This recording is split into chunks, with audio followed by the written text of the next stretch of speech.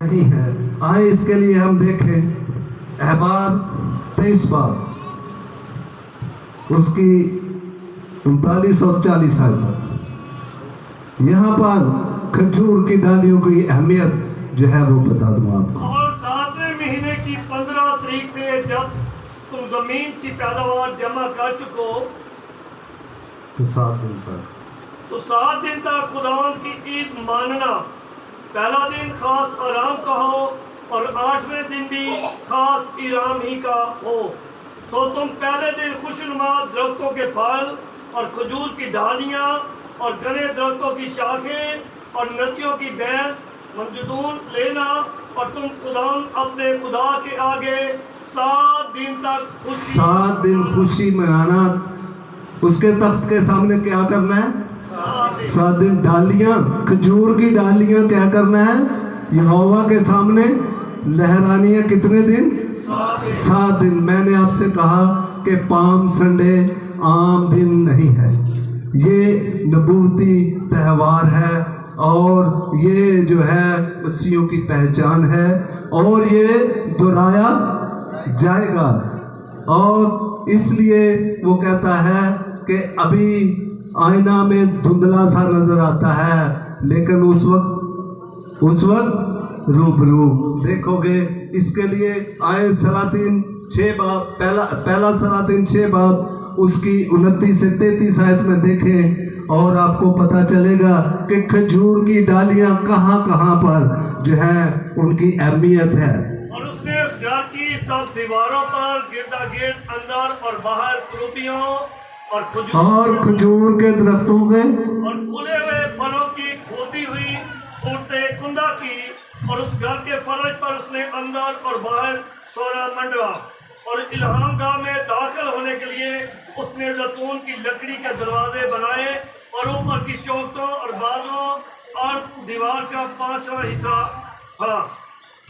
मेरे भाई दरवाजे जैतून की लकड़ी के थे और उसने उस पर क्रूपियों और खजूर के दरख्तों पर फैला दिया। ऐसे ही हैकल में दाखिल होने के लिए उसने जैतून की लकड़ी की चौखट बनाई और दीवार का 4था हिस्सा था। यहाँ पर पाक मकाम की बात हो रही है। खुदा ने जब हैकल के लिए कहा तो उसने कहा कि पहले सेहन बनाना, फिर पाक मकाम बनाना, फिर पाक तरीन मकाम बनाना और वहाँ पर जो इल्हाम गाह है, वो जो अहद का संदूक होगा, वहाँ यहोवा होगा, वहाँ जलाल होगा और वहाँ पर ही क्रोपियों और खजूर के दरख्तों की को करना। इन दोनों चीज़ों को ज़रा कंपेयर करें आप। अहबार में आपने देखा 23 बार में कि वो कहता है कि खजूर की डालियां लेना और उनको तख्त के सामने लहराना। यहाँ पर वो कहता है कि जहाँ यहोवा होगा, जहाँ अहद का संदूक होगा, वहाँ पर जहाँ उसका जलाल होगा, जहाँ रहम की कुर्सी होगी, वहाँ पर तो क्या करना? डालियां, खजूर की डालियां। यानी कि देखें, यहोवा जब यीशु वहाँ से निकला है यरूशलेम से और नीचे उतरा कदरून की वादी में से होता हुआ यरूशलेम में दाखिल हुआ है, तो लोगों ने वहाँ पर उसका इस्तकबाल किया है और क्या कहा है? होशाना होशाना, मुबारक है वो जो खुदावंद के नाम से आता है। उस वक्त भी डालियां लहराई गई और उनको आप कंपेयर करें तो किसके लिए है? यहोवा के लिए। और ये जो खजूर की डालियां हैं, इनकी अहमियत ये है।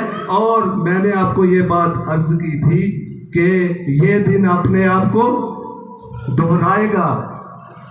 क्रिसमस दोबारा नहीं ऐसा होगा, ईस्टर नहीं होगा और ये मुबारक जुम्मा भी नहीं होगा, मसरूबियत। लेकिन ये दिन अपने आप को दोहराएगा। आए देखे खुदा के कलाम में से मुकाशवा 7 बाब,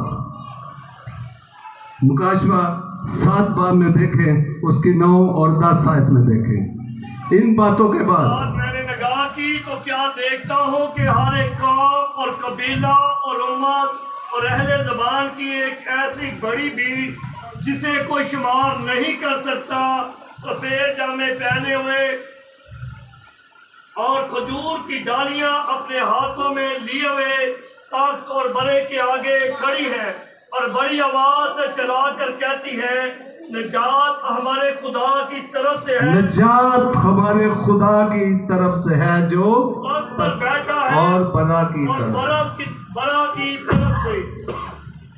मैंने कहा ये नबूती दिन है, इसको देखे मुकाशवा में वो क्या कहता है कि ये दिन दोबारा आएगा और ऐसी बड़ी भीड़ जो जिसका कोई शुमार नहीं, वो हर कौम से, हर कबीला से, हर उम्मत से, हर ज़बान बोलने वाले जो हैं वो एक भीड़ होगी। क्या पहने?